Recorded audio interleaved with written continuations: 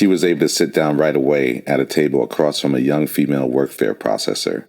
"Hello. Can I see your driver's license, please?" "Yes, you sure can." Sheila reached in her bag and retrieved her wallet and a packet of documents. "I have all my documents right here." "Thank you, ma'am. Let's see what we have here." Sheila opened the packet and pulled out a letter from her boss on State of New York letterhead. "This right here shows my position exempts me from Workfare. Let's see what we have here," she repeats, clicking a few keys. "Okay, I do see where you have an assignment request with the Motor Vehicles Department, but it doesn't say that you're exempt from the training program. Let me see here." She continues to type and stare at the screen. Sheila, on the other hand, was starting to feel a little restless. "Can I see that letter again?" the processor asked. "Of course." Sheila handed the letter over, regaining a little bit of the confidence she lost. The processor looked at the letter and then the screen, and then back at the letter. "I'm sorry, but I'll need to call my manager over. I haven't handled one of these cases before." She got up and walked over to another lady at an adjacent table. As they sat typing in her information and whispering while they stared at the screen, Sheila Dobson wore a look of deep concern on her face, her heartbeat getting louder and faster with each moment.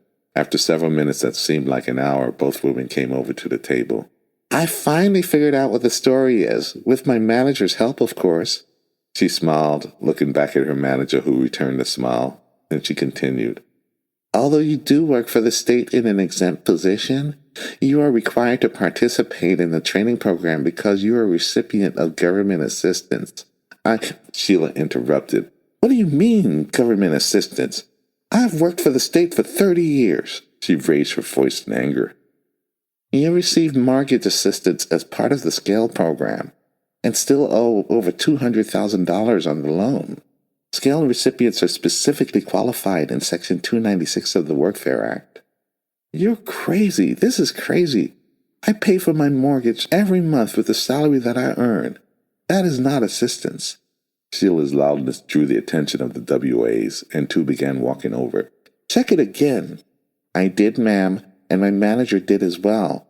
You have to complete the training program, but you do have a preferred assignment back to your government agency once that's over." "Can you read the letter from the director of the Motor Vehicles Department, stating my position is exempt and essential to the operation? What about that?" She pleaded for them to review her case again, anything that would put her life back in order.